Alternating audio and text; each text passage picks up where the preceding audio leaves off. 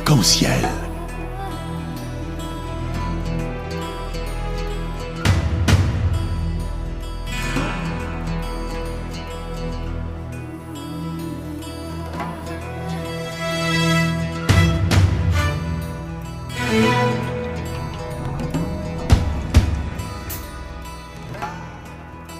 Arc-en-ciel, votre émission marocaine, chaque dimanche de 14h à 15h pour tout savoir sur le Maroc.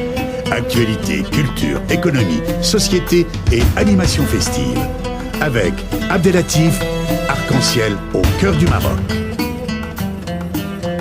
Bonjour à tous et bonjour à tous et bienvenue dans l'émission Arc-en-ciel sur Radio Pluriel.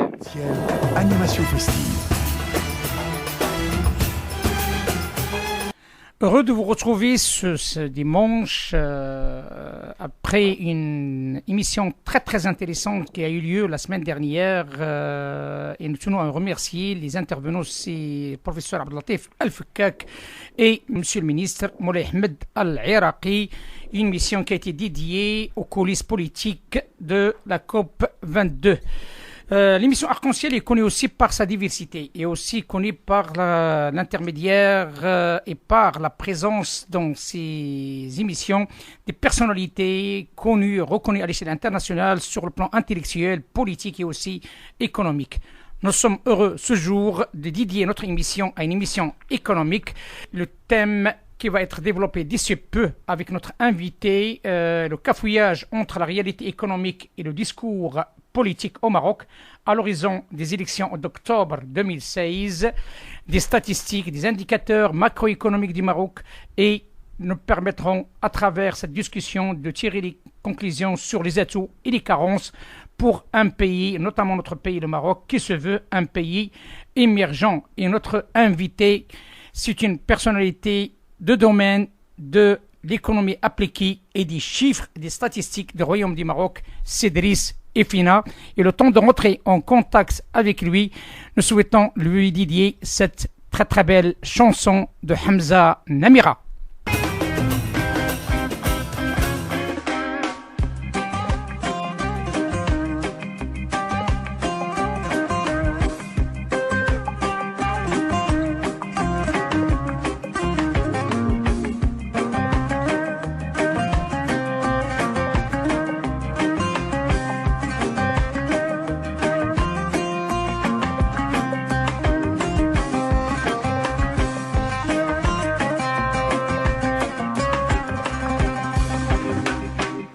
والناور يوفين والناور يوفين والناور يوفين ما غسشي والنادي تمن يناسي ناس يناسي ناس يناسي ناس ما يريخ ما يريخ ما يريخ هذاسي خزمن والناور يوفين والناور يوفين والناور يوفين ما غسجي والنادي تمن يناسي ناس يناسي ناس يناسي ناس ما يريخ ما يريخ ما يريخ هداسي خزمن. Mesdames et messieurs, retour à l'antenne et nous sommes en direct avec le professeur Driss Effina. Bonjour, professeur. Bonjour. Bienvenue dans l'émission Arc-en-ciel sur Radio Pluriel, une émission dédiée à la promotion de la relation France-Maroc, mais aussi à la promotion du Royaume du Maroc ici en France et aux émireux marocains résidant à l'étranger, marocains du monde, compétences ou présidents d'associations. Cédric, marhaban Cédric. Donc ma question est, comme on a échangé ces derniers jours, et je ne vous cache pas la vérité, j'ai appris pas mal de choses par l'intermédiaire d'une personne, tabarakallah alik, avec des données réelles et avec une vision toute franchise. J'apprécie sincèrement votre franchise ces derniers jours, donc pour préparer cette émission. Et vous avez évoqué quelque chose de très intéressant par rapport à un thème qui nous permettra de faire une introduction à cette émission, c'est connaître avant tout la civilisation romaine, sur quoi a été fondée pour qu'une société puisse être à la hauteur des attentes de ses citoyens. Merci. Au fait, en tant qu'économiste, donc si je me limite seulement à analyser les faits quotidiens et les chiffres, etc., je vais rien apporter de valeur ajoutée. Donc le fait de revenir à l'histoire, c'est très important, pas seulement pour moi, mais pour l'ensemble des spécialistes, soit économistes, soit géographes, historiens et tout le monde. Moi, je ne suis pas un historien, mais le champ de m'intéresser à l'économie, c'est pour cela qu'à chaque fois, je reviens vers l'histoire pour savoir pourquoi nous sommes arrivés à cette situation-là. Et en lisant assez d'histoires, j'ai trouvé que la civilisation romaine, au fait, c'est elle qui a un peu catalysé toutes les civilisations anciennes, Perse et autres, les civilisations d'avant.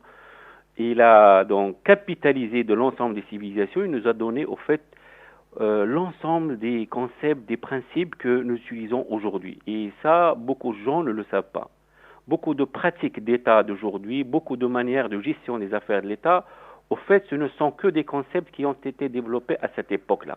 Et même la notion d'État, la notion de citoyen, de démocratie, sont au fait des concepts qui sont bien développés à l'époque.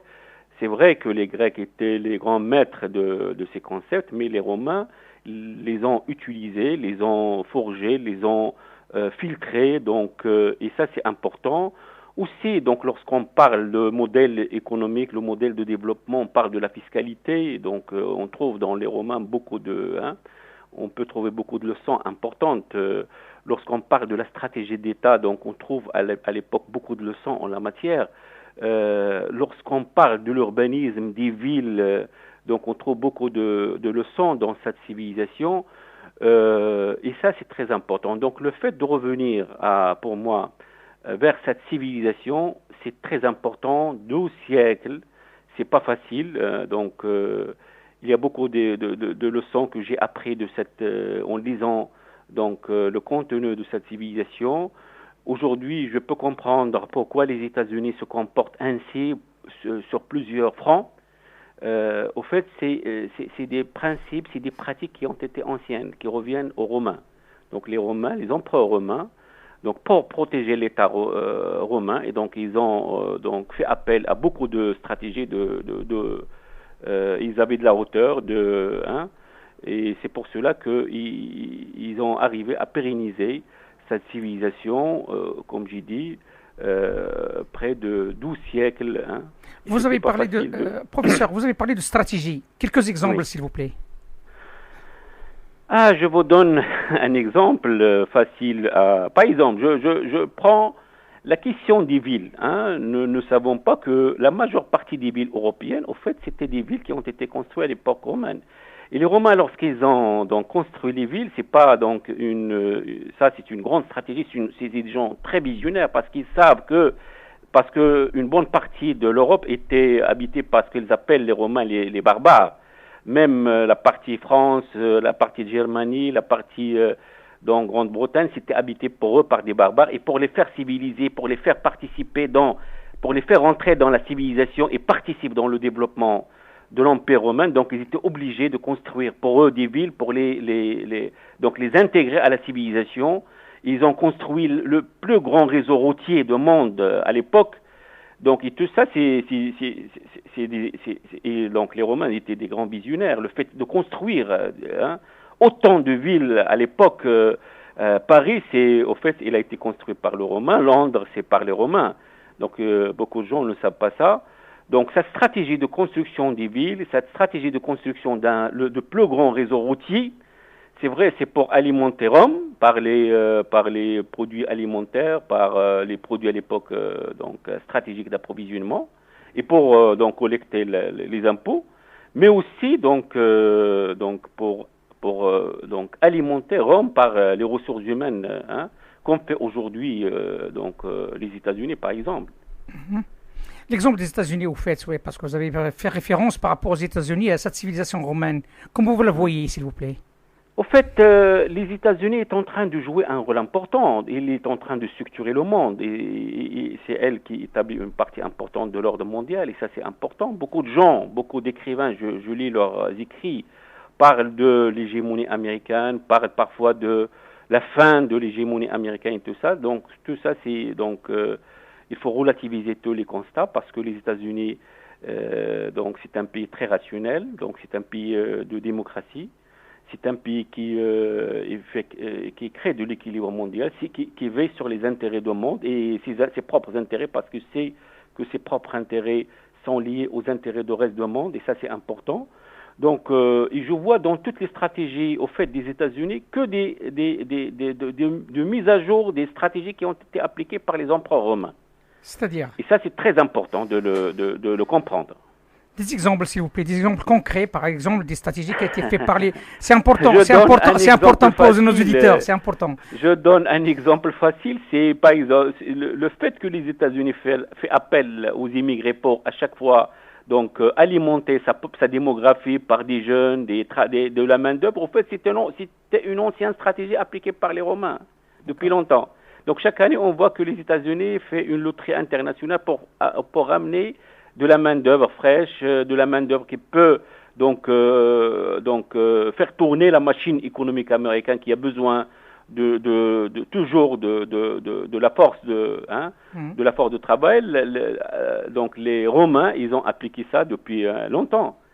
C'est pas d'aujourd'hui. Donc les Romains aussi étaient les maîtres de la déstabilisation de ce qu'on appelle tout ce qui est hors empire romain.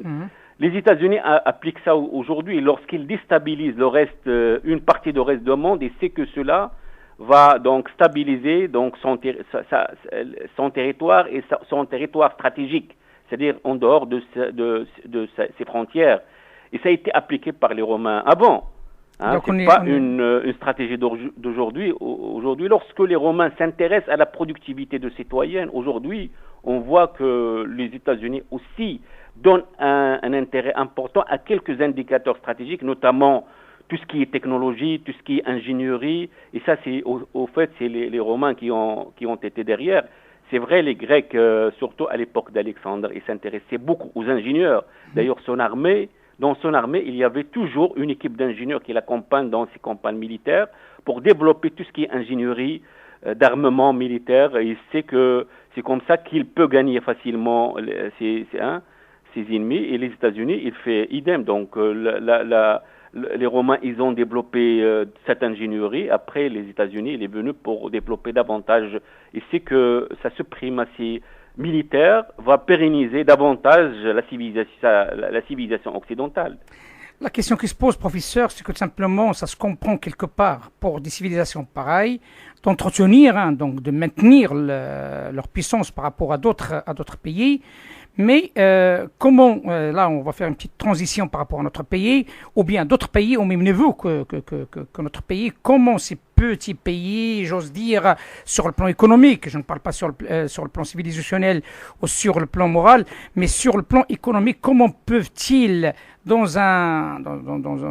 cette mainmise sur l'économie mondiale, dans cette mainmise avec tous les moyens qui sont disponibles par rapport à ces pays, de les imposer par rapport à ces pays soi-disant émergents ou en train d'émerger, comment ils peuvent maintenir le cap, comment peuvent-ils arriver à leur fin pour le bien-être de leurs citoyens? En fait, il y a une économie mondiale. Il faut en profiter de cette économie mondiale parce qu'il y a du bien, il y a du mal dans cette économie mondiale, cette mondialisation. Donc, il faut en profiter davantage. Il y a des pays qui savent donc en profiter. Je donne l'exemple de la Corée du Sud. L'État, il a des objectifs très clairs. Il va droit au but. Il ne cherche pas les 1000 chemins pour aller vers son objectif. Il va droit vers le but, pour profiter de l'économie mondiale, parce qu'il sait que beaucoup de choses, beaucoup d'avantages offre l'économie mondiale, le commerce mondial. Donc c'est pour cela que eux ils s'intéressent à ça, plus que qu'ils s'intéressent aux valeurs ajoutées qui peuvent être créées ailleurs. Et tout ça au profit de leurs citoyens. Donc on voit comment le revenu par tête d'un citoyen de la Corée du Sud s'est multiplié pratiquement par 15 entre 1970 et 2015. Et donc ça c'est pas de hasard, ça c'est des stratégies de l'État, mais des stratégies très claires, très simples parfois. Les stratégies, lorsqu'on parle d'une stratégie, les gens croient que c'est des choses complexes, des choses qu'on ne peut pas saisir. Mais parfois c'est des choses très faciles et c'est des choses parfois basiques. Mais les gens en général ne veulent pas les choses basiques et les choses simples. Ils cherchent les choses complexes qui nous donnent en général et ne donnent lieu à rien. Par exemple, on voit que les choses simples et faciles étaient les choses les plus dures à saisir, surtout par les grands dirigeants. Hein. Notamment, s'il vous plaît, quelques exemples réels par rapport à ces choses simples, parce que l'idée, c'est de parler concret, comme vous l'avez bien dit. Donc, notre objectif, c'est simplement de donner des exemples concrets, certes. Je cherche pas à savoir tout, mais quelques exemples, ça permettra de clarifier d'une manière plus forte cette notion de comme tout le monde le sait, hein, tout ce qui est simple n'est pas facile, mais quelques exemples réels sur le plan stratégique ou sur le plan politique qui permettra de dire, tiens, il y a des choses, peut-être que les gens sont inconscients, ou bien ceux qui nous écoutent puissent tirer des conclusions pour le bien-être de notre pays, au moins. Donc, je donne un exemple c'est un qui est pour moi, qui pose problème aux politiciens qui gèrent les affaires publiques. La question, par exemple, de chômage. Lorsqu'on parle de chômage, lorsqu'on parle de problèmes de création d'emplois, beaucoup de politiciens, ils s'orientent plus vers la réglementation de marché de travail. Ils parlent plus de politique d'emploi, alors que le problème, au fait, il est dans l'investissement qui est faible. Donc, il est rare les politiciens qui font le lien entre chômage, investissement et croissance. Ça, c'est simple pour les économistes. Mais pour les politiciens, il est difficile. Hein. Beaucoup de politiciens, lorsque le taux de chômage augmente, ils vont pour fragmenter les emplois en 2 jusqu'à 3. Et ça, c'est malheureux. Qu'on fasse ce genre de pratiques qui sont tout d'abord, pour moi, donc incompréhensibles. Hein. Et donc, il faut aller vers autre chose, vers des solutions, vers le fond de la chose. Hein. Donc, professeur, donc il faut bien préciser qu'il s'agit de M. le Président directeur du Centre indépendant des analyses stratégiques au Maroc et aussi les professeurs à l'Institut national de statistique et de l'économie appliquée. Et c'est là où c'est un institut que je le connaissais depuis un certain temps. Là, on parle de chiffres, on parle du réel, on parle de paramètres, on parle d'indicateurs. On parle d'un institut qui permet quand même de donner les éléments réels et tangibles pour qu'une politique soit bien appliquée. Si vous le permettez, s'il vous plaît, de nous donner quelques indicateurs macroéconomiques de notre pays, pour ceux qui nous écoutent, ceux qui ne les connaissent pas, qui permet aux étrangers, aux investisseurs étrangers de s'intéresser à notre pays. Donc, si je veux résumer un peu l'économie marocaine, donc nous avons un PIB aujourd'hui de 980 milliards de dirhams, c'est autour de 100 milliards de dollars.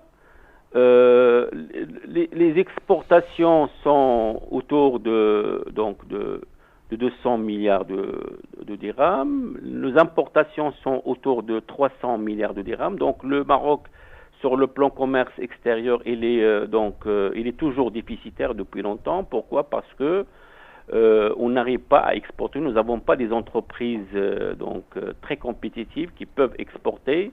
Et nous comptons beaucoup sur l'étranger pour pour couvrir une partie importante de notre consommation.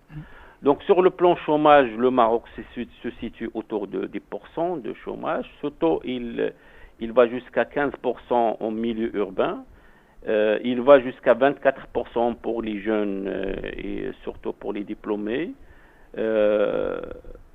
L'inflation au Maroc reste très faible, très maîtrisée, autour de donc 1,7%. Ça, c'est un atout important. Le Maroc dispose d'un système bancaire très très moderne, ce qui permet de financer l'économie d'une manière efficace. Le taux d'intérêt, il est autour de 5-6%, donc ça c'est important parce que c'est le financement de l'économie. Le Maroc, donc, il a opté pour l'ouverture sur l'international en signant beaucoup d'accords de libre-échange notamment avec les États-Unis. L'Europe piétine encore à signer un accord avec les États-Unis. Le Maroc, il a fait ça depuis 2004. Il a signé aussi des accords de libre-échange avec beaucoup de pays, dont notamment la Turquie, les pays de Golfe. Et le premier partenaire de Maroc reste l'Union européenne en termes des échanges et en termes aussi des flux d'investissement. Donc l'Union européenne reste le premier investisseur au Maroc. Et surtout la France et l'Espagne. Et d'ailleurs, les premiers clients et les premiers partenaires en termes d'échange restent ces deux pays-là qui s'accaparent pratiquement 50% des échanges avec l'extérieur. La France reste le premier investisseur au Maroc, donc il a donc une part importante de tout ce qui est issu, une partie importante dans le tissu industriel marocain, dont notamment Renault, qui est l'usine la plus importante installée au nord du Maroc et qui commence aujourd'hui à contribuer considérablement dans l'amélioration de la balance commerciale du pays.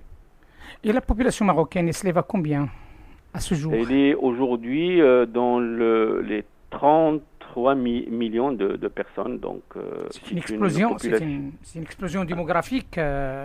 Si on prend c'est pas une explosion démographique. Au fait, donc la croissance reste au Maroc reste relativement modérée.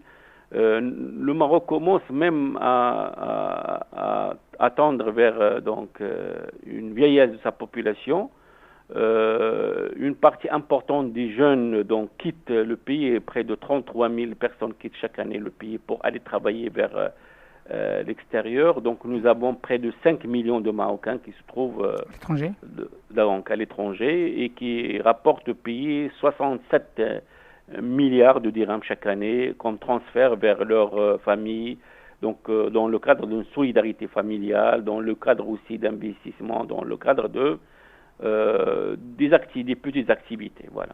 Est-ce que l'économie marocaine a su s'adapter à cette évolution démographique du Maroc? Malheureusement, je dis non. Donc, on n'a pas profité de cette transition démographique qui s'est opérée en absence d'une transition économique. Et ça, c'est malheureux. Donc, aujourd'hui, on va plus compter dans l'avenir sur l'arrivée de plus de jeunes. Donc, on va s'attendre à plus de vieux qui vont intégrer la population marocaine. Et alors que l'économie n'a pas encore enregistré, on n'est pas un pays émergent, pas du tout. Nos indicateurs montrent que on est encore dans la voie de l'émergence, ce qui est très malheureux parce que le Maroc, il a commencé à travailler, il a commencé à se préparer pour l'émergence depuis début 90, mais à aujourd'hui, 26 ans après, nous sommes encore en voie de cette transition économique qui ne s'est pas achevée. Pourquoi? Tout simplement parce que il y a assez de faiblesse dans l'économie. Je donne l'exemple de tissu entrepreneurial qui reste très faible. Donc on n'a pas de grandes entreprises et les entreprises n'émergent pas rapidement. Donc la majeure partie des entreprises restent dans des tailles très modérées. Donc tant qu'on n'a pas un tissu entrepreneurial très fort qui peut drainer l'économie et le tirer en avant, donc on ne peut pas espérer devenir un jour un pays émergent. Voilà notre problème. Le souci qui se pose, et ça c'est tout le monde en parle, parce que parfois ça fausse un petit peu les statistiques, il faut l'admettre, c'est l'informel. L'informel, c'est un fléau qui touche le Maroc sur un certain nombre de secteurs d'activité. Et récemment, même le ministre, M. Lalami, il a dit lui-même dans une interview sur ce dossier-là. Et même Madame Ben Salah, la patronne du patronat marocain, elle-même, elle a dit d'une manière forte comme quoi le Maroc n'est pas un pays émergent. La question qui se pose, avant de passer sur un côté qui est un petit peu politique et réel par rapport à ce que prétendent les politiques par rapport aux élections prochaines, la question qui se pose, quels sont les paramètres réels pour que le Maroc puisse les accéder sur le plan émergence? Je pense que le chemin il est très clair. Comme j'ai dit, les stratégies qui ont été adoptées par d'autres pays qui ont accédé à l'émergence, et je reviens donc toujours à l'histoire. Donc on a beaucoup de leçons à prendre de l'histoire sur l'émergence des pays, l'émergence des civilisations, comment ils ont fait pour atteindre leur apogée. Donc le Maroc, il n'a pas plusieurs chemins devant lui, hein. Il n'y a qu'un seul chemin qui mène vers l'émergence, hein. C'est simple. Et ce chemin, il est comme si je veux le résumer. Donc, on doit construire des entreprises très fortes. Et pour construire des entreprises très fortes, il faut préparer donc l'environnement nécessaire pour ça. Parce qu'aujourd'hui, si on a des entreprises limitées dans leur développement, c'est parce qu'ils ne trouvent pas assez de fertilité dans l'économie pour qu'ils se développent davantage. Donc on doit préparer donc l'environnement nécessaire pour que les entreprises puissent donc se développer davantage à des rythmes plus forts. À savoir, parce que les rythmes actuels sont très très faibles. Il y a presque des stagnations dans le développement d'entreprises marocaines. Et le fait que le Maroc, depuis le gouvernement de l'alternance, a apporté une réforme importante à l'environnement de l'investissement en instaurant ce qu'on appelle les centres régionaux d'investissement, c'était un pas très important.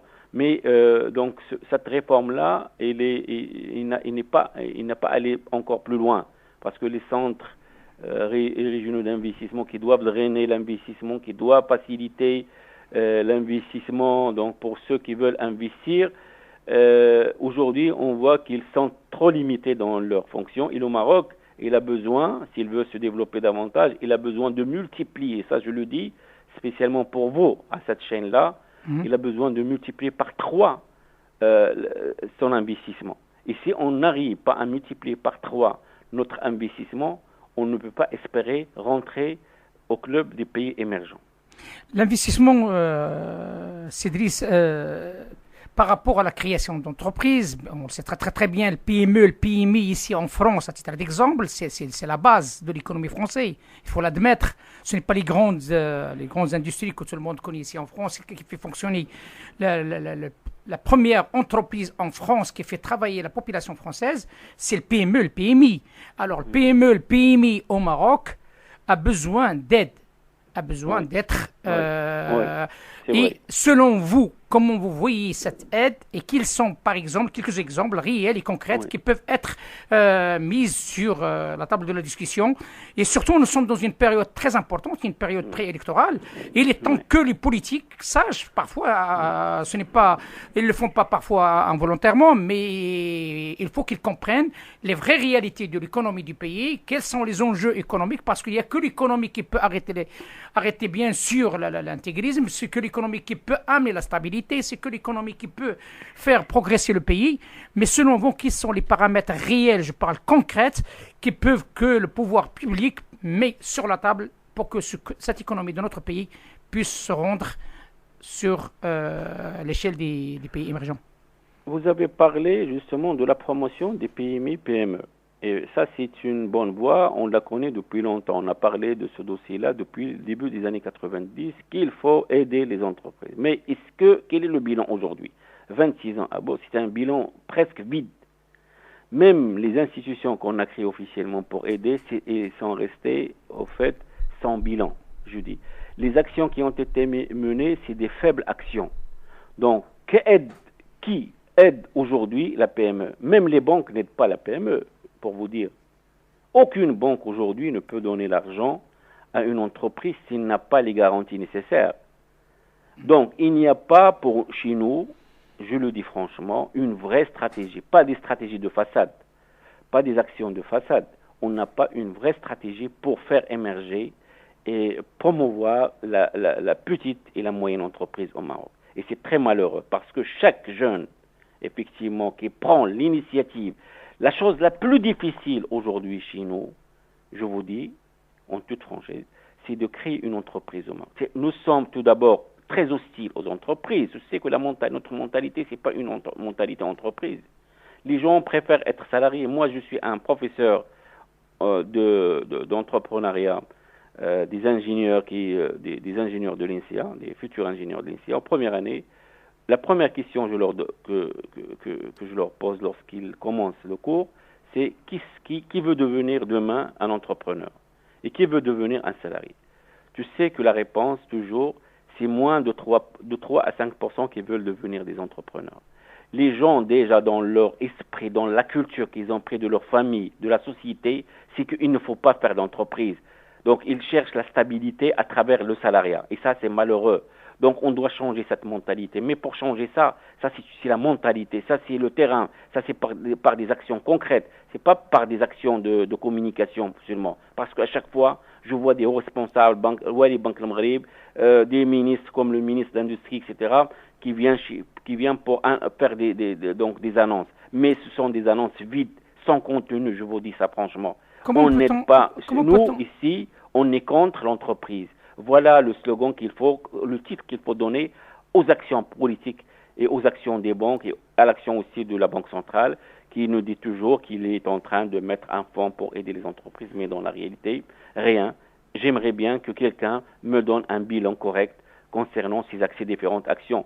Je ne parle pas des actions de 2 ou 3 mois, je parle de bilan des 26 dernières années. Quel est le bilan réel? Et toutes les actions toutes les entreprises qui ont été créées, toutes les actions qui ont été menées, elles étaient menées en dehors de la politique publique. Et ça montre, au fait, la défaillance et la faiblesse et l'inefficacité des politiques publiques en matière de promotion de l'esprit d'entrepreneuriat, en matière d'initiation de petites et moyennes entreprises. Le rôle du Conseil économique et social dans cette opération, l'India, c'est ce qu'on entend parler. Donc, il y a plusieurs actions qui ont été menées à plusieurs reprises dans ce niveau-là. Est-ce qu'ils ont atteint ce niveau d'entrepreneuriat? Au fait, non, pour le Conseil économique et social, c'est pas son rôle. C'est pas son rôle de promouvoir. L'INDH, par contre, il a joué un rôle, mais trop limité, qui a porté sur une frange d'une population pauvre. Et nous savons que, en général, les gens pauvres, ce sont des gens porteurs de leurs propres projets. Ce sont des gens qui prennent les risques de faire des petites activités, mais c'est des activités fragiles, vulnérables, avec des capitaux très faibles. C'est pas ça qui va faire bouger l'économie marocaine. On va pas le tirer de bas vers de haut à travers cette frange de population pauvre. Donc, il faut des actions plus fortes que ça. Il faut des actions bien ciblées qui touchent la partie qui va faire bouger l'économie marocaine. C'est pas la partie la plus faible de l'économie marocaine. Donc, c'est pas comme ça qu'on peut tirer. Donc, dans ce cas-là, on peut parler de la gouvernance, autrement dit. Non, je parle de la politique publique pour rester très très clair, parce que de l'action gouvernementale, parce que le gouvernement, lorsqu'il a pris la charge de gérer les affaires publiques, il a pris sur la base d'un cahier de charge qui est le programme gouvernemental qui a été voté, sur lequel il a eu la confiance du Parlement. Donc dans ce programme-là, malheureusement, je lis beaucoup de rêves, au fait, parce que ces rêves, on ne les a pas trouvés 5 ans après, donc que des rêves. Et je pense que ces gens-là n'ont pas eu la capacité de traduire ces engagements en actions concrètes. Et c'est ça le malheur de beaucoup de politiques publiques. C'est ça le malheur de beaucoup, parce que nous avons malheureusement beaucoup de choses importantes en termes de concepts, en termes de politique, etc. Mais le malheur de ces concepts et des politiques, c'est qu'ils n'ont pas de contenu réel. Et ils ne se traduisent pas réellement en des effets qui impactent l'économie, qui impactent le bien-être du citoyen. Et c'est ça la vraie question qui se pose pour nous. Est-ce que le politique marocain, dont gauche-droite, centre, n'importe quelle politique, donc qu'on soit clair, est-ce que le politique marocain est mature par rapport à des enjeux que le Maroc envisage dans l'avenir? Non. Ma réponse est non, franchement non. La Je ne raison. trouve pas de maturité dans le politique La marocain. raison, s'il vous plaît. La raison, tout d'abord, le politique marocain, il est faible. Il n'a pas assez d'informations sur les problèmes que vit le Marocain. Il est en décalage par rapport parfois même à la réalité économique. Et moi, tout d'abord, il faut que les partis ne diffusent leur pensée, diffusent leur manière de voir comment ils peuvent gérer la chose publique. Je ne vois rien de ça. Et ça, c'est malheureux. Est-ce que tu as lu un livre blanc publié par un parti politique qui dit que voilà comment je vois, voilà ma manière de voir la gestion des choses publiques et voilà comment je peux faire émerger le Maroc. Pas du tout. Même de page 3 pages, 4 pages, je ne vois rien. Ces derniers jours, là, on le constate, même on est à l'étranger, on suit l'information de près par rapport à notre pays d'origine. Il n'y a que des tirs croisés, hein, donc d'un côté comme d'un autre. Voilà, Et ça, c'est malheureux et ça rabaisse le débat et ça éloigne la réalité. C'est valable aussi ici en France, il faut pas l'oublier. Hein, donc on s'éloigne de la réalité économique Pour et vous sociale. faire rire un peu, Oui. cher ami, Ouais. on a besoin d'un Socrate. On a besoin d'un Socrate qui revient pour animer un vrai débat chez nous et même en France. Ailleurs, La oui, France, bien elle a sûr. besoin d'un vrai Socrate pour qu'il anime. Et pour que la raison soit prime sur les futilités. Parce qu'aujourd'hui, on discute les futilités. On laisse les choses de fond. Bien sûr. D'ailleurs, il y a quelqu'un qui a dit ça. Moi, j'ai suivi un article qui a été publié, je pense, par Le Point, qui a dit que c'est les think tanks qui ont pris la place des partis politiques. Et c'est très profond. Celui qui a écrit ça, je le salue parce que moi aussi, je suis un président d'un think tank. C'est les think tanks qui ont pris la place des partis politiques. C'est eux qui réfléchissent pour l'économie. Chose C'est qui pas a été... les partis politiques, ils ont démissionné sur ce plan-là. C'est vrai qu'ils produisent un discours politique vide. Parce que pour moi, le discours politique, c'est un discours en premier lieu, un discours économique. Parce que c'est à travers l'économie qu'on peut améliorer le bien-être des citoyens. C'est pas à travers des discours politiques vides qu'on va améliorer le bien-être des citoyens. Donc aujourd'hui, le Maroc aussi, donc comme aux États-Unis, parce que les États-Unis, ils comptent beaucoup sur les think tanks, c'est eux qui orientent, qui dirigent, même le chef de l'administration américaine. Il est appuyé par des think tanks, les sénateurs ils sont appuyés par les think tanks, etc. Je souhaite que le Maroc développe ce créneau-là, au moins pour sauver la face, parce que en absence à l'intérieur des partis, des gens qui réfléchissent, qui poussent la réflexion en avant vers des problèmes de fond, et pour trouver des questions à ces problèmes de fond, au moins, donc, on peut louer cette réflexion de l'extérieur à travers les think tanks. Les think tanks peuvent produire de la valeur ajoutée en matière de réflexion qui peut alimenter les écrits et les pensées des partis politiques qui sont aujourd'hui presque ils sont presque à plat, si je vous le dire, parce que ce que je vois comme débat sur la scène publique, c'est pas un débat qui me rend ni étude pour notre avenir. Cher professeur, moi, je vais faire un petit peu c'est pas l'avocat du diable, mais par contre, je vais vous dire ce qu'il en pense, quelques politiques, que j'ai eu des entretiens très importants à ce sujet. Ils disent comme quoi les gens scientifiques comme vous et d'autres, hein, donc c'est un peu, ils sont loin de la réalité par rapport à ce qu'ils peuvent vendre aux citoyens. Comment vous voyez ça? Je pense que s'il y a quelqu'un qui a dit ça, il doit aller voir l'expérience américaine. Et même, il doit revenir à l'histoire pour voir les grands empereurs romains qui ont été entourés par des grands conseillers à l'époque. C'est pas un simple hasard. Hein, c'est pas un simple hasard. Lorsque tu reviens à des bâtiments qui existent encore et qui posent problème pour comprendre comment ils étaient construits aujourd'hui à Rome.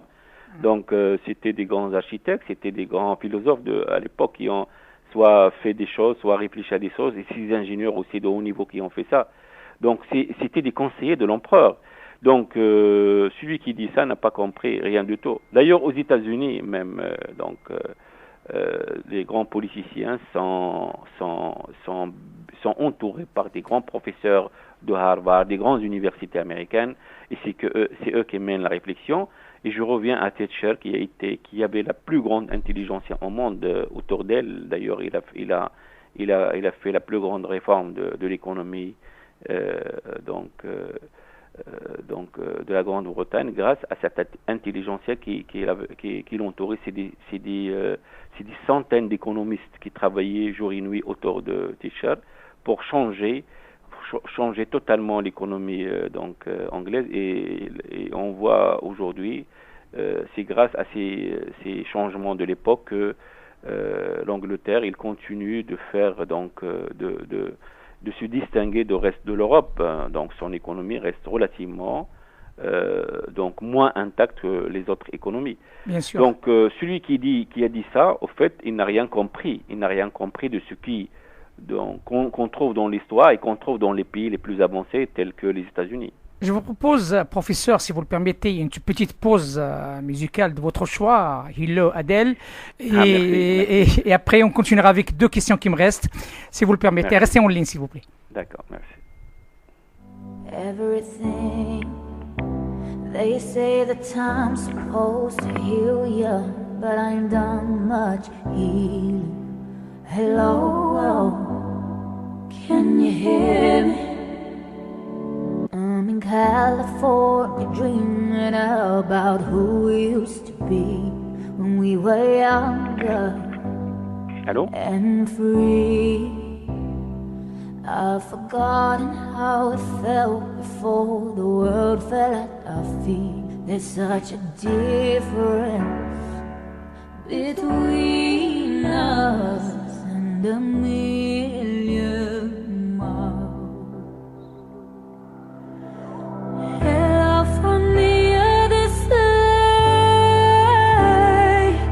I must have called 1,000 times to tell you I'm sorry for everything that I've done. When I call you, never seem to be home. Hello from the outside. At least I can say that I tried to. Belle chanson, cher professeur. Bonjour à l'autre, de l'autre côté. Et on enchaîne avec quelques dernières questions qui concernent un sujet qui nous tient à cœur, donc les élections prochaines et aussi surtout cette émergence du Royaume du Maroc, espérons-le le plus tôt possible. Selon vous, est-ce que la stratégie royale de se converger vers l'Afrique et de travailler sur une coopération permettra de raccourcir un petit peu le chemin de l'émergence du Maroc? Au fait, donc le chef d'État, le roi, Sa Majesté le roi Mohamed VI, il a pris donc le chemin de diversification des partenariats stratégiques en allant vers l'Asie, parce qu'il y a un potentiel de croissance important dans l'Asie, en allant vers la Russie parce c'est le pays qui a une grande technologie, qui a aussi un potentiel de croissance important pour les produits marocains, et aussi vers l'Afrique, parce que nous savons que l'Afrique, d'après l'ensemble des études stratégiques qui sont réalisées par les think tanks, l'Afrique, justement, il a le plus grand potentiel. Le Maroc, il est proche de l'Afrique que des autres continents. Donc, cette orientation royale malheureusement, on n'a pas un gouvernement très fort, on n'a pas des entreprises fortes qui ont essayé de profiter de cette démarche qui a été, de cette initiative royale d'aller vers l'Afrique, de développer les échanges avec l'Afrique. Malheureusement, le peu d'entreprises qui existent ont essayé d'en profiter, mais étant donné que notre tissu entrepreneurial reste faible et un tissu plus orienté vers les secteurs de rente que vers les secteurs à haut risque, et d'innovation technologique, etc. Donc tout ça a laissé que cette initiative n'a pas donné les fruits nécessaires, parce que tout simplement le gouvernement, d'une part, n'a pas arrivé à traduire tout ça par des politiques concrètes. Et de l'autre côté, nous avons des entrepreneurs qui ne veulent pas prendre des grands risques en allant vers, en s'exportant vers l'Afrique. D'ailleurs, l'exportation vers l'Afrique est plus facile, hein. Et ça, les gens ne le comprennent pas. C'est comme aux États-Unis pour exporter donc 1 kilogramme de tomates, il faut donc avoir beaucoup de certificats, il faut respecter beaucoup de normes, etc. Dans les pays africains, malheureusement, il n'y a pas tout ça. Il n'y a pas ce qu'on appelle les contraintes normatives qui limitent les exportations vers ces pays-là.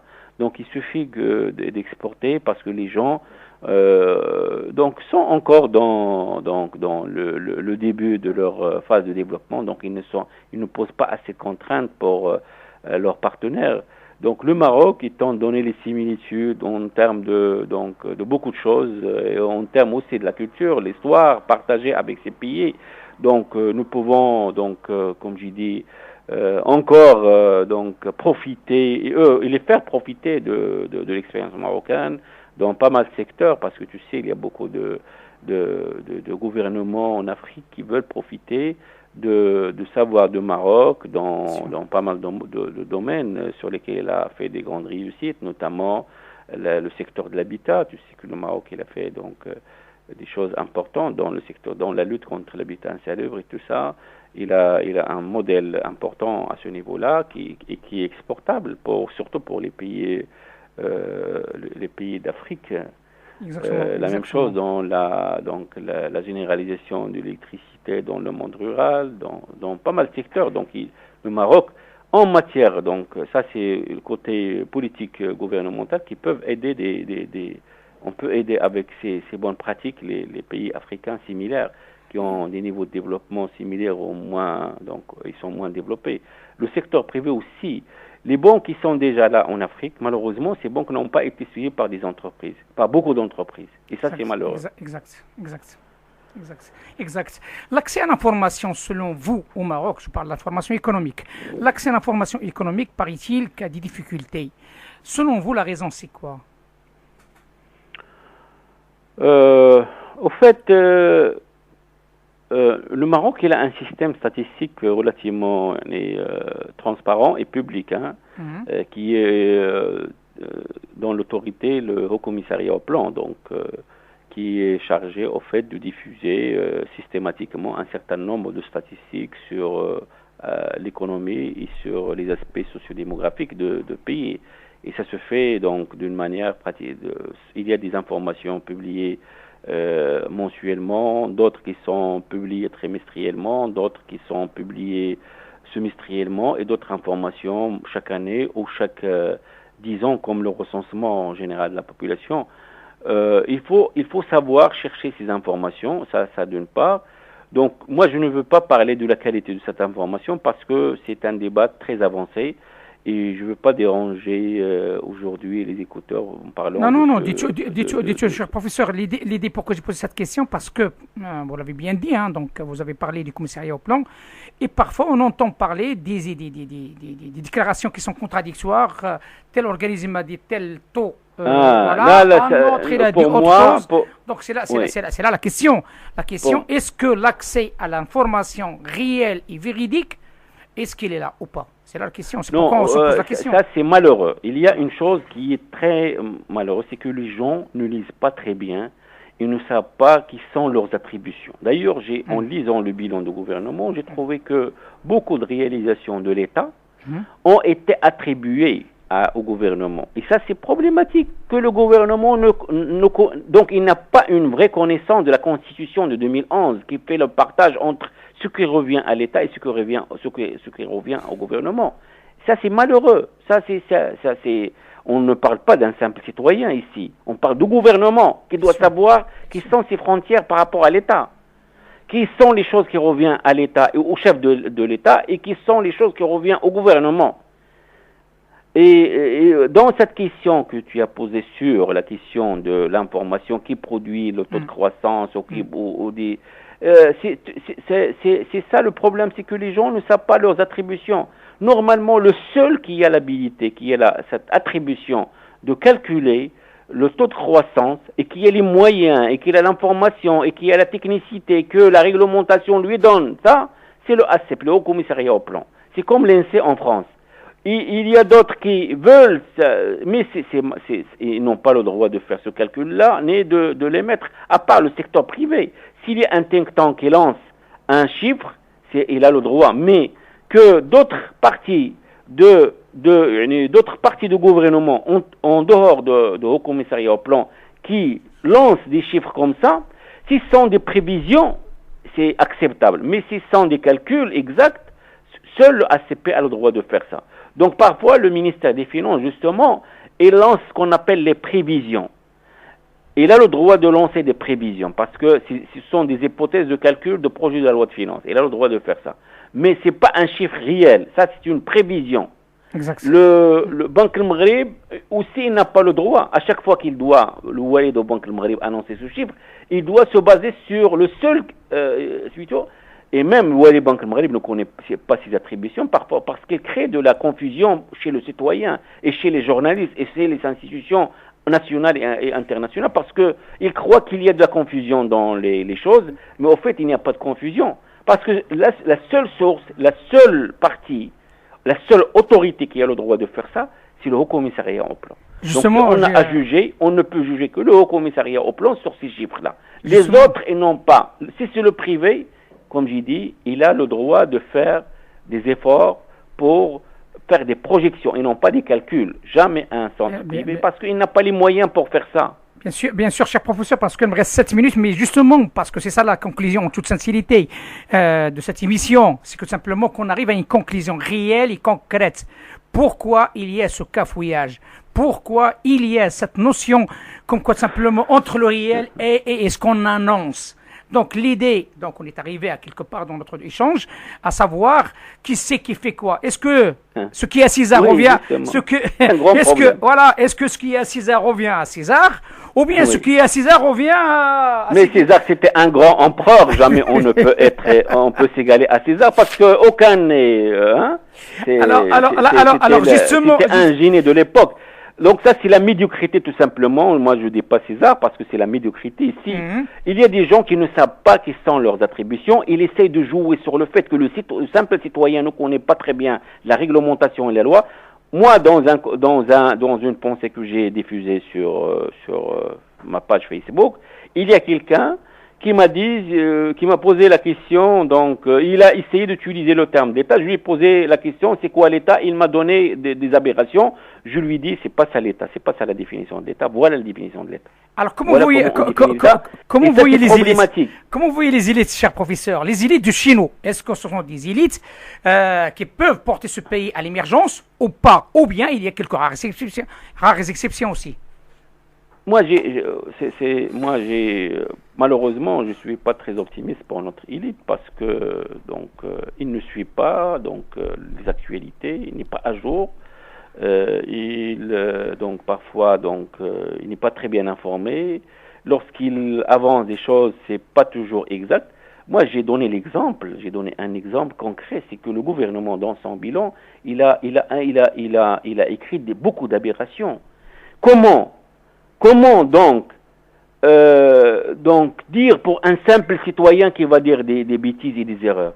Moi, je l'accepte dans ce cas-là, puisque le gouvernement, censé être diffusé des choses véridiques, des choses basées sur les textes de base de notre pays, comment il fait des erreurs de telle taille lorsqu'il s'attribue des choses qui ne reviennent pas à son activité, mais qui rentrent dans le champ des autres. Et ça, c'est malheureux. La question qui se pose, c'est Driss Lechlik. On parle d'un gouvernement, on parle de l'ensemble des gouvernements qui ont géré ce pays. Oui. Non, le problème était toujours comme ça, malheureusement. Donc c'est universel. Donc oui, c'est un peu général. Donc ce n'est pas le gouvernement actuel, donc on est bien d'accord. Non, le problème. Mais aujourd'hui, pourquoi je veux s'orienter beaucoup vers ce gouvernement? Parce qu'il y a eu un changement important.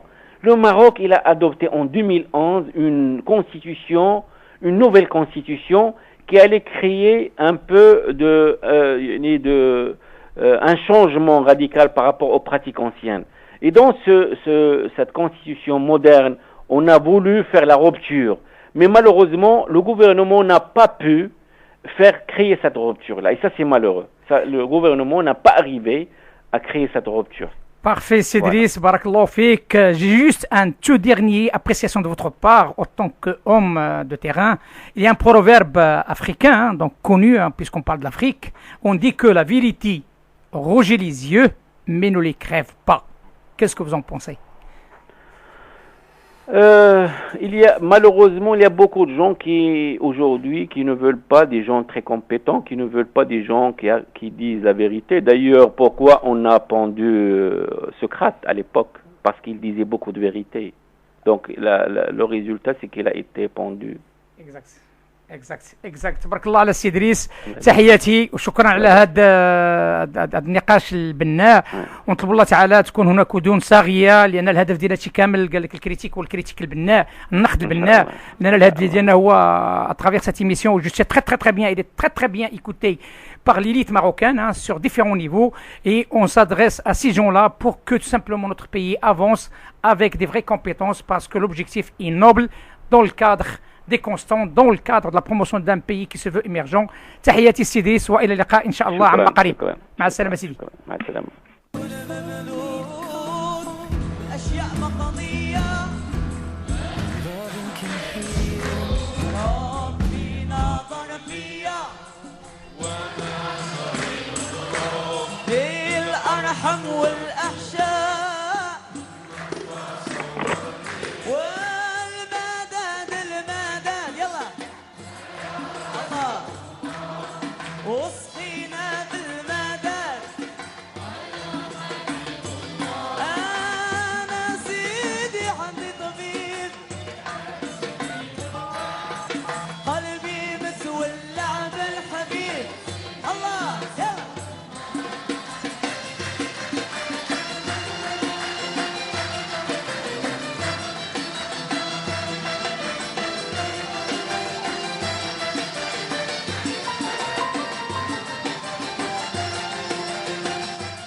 الذي أنغام هذه الأغنية الجميلة. أقول لكم إلى الأسبوع المقبل إن شاء الله مع une annonce très importante avec une toujours comme ça a été promis, on donnera la parole aux éméreux, des éméreux fidèles aux constantes, et nous serons heureux d'inviter c'est Amin Bouchaïb, militant associatif et journaliste de l'Italie, pour parler de la réalité des éméreux et leurs droits constitutionnels à l'horizon des élections d'octobre 2016, entre la réalité et l'utopie, en l'absence de la clarté décisionnelle des partis politiques et les instances représentatives des éméreux.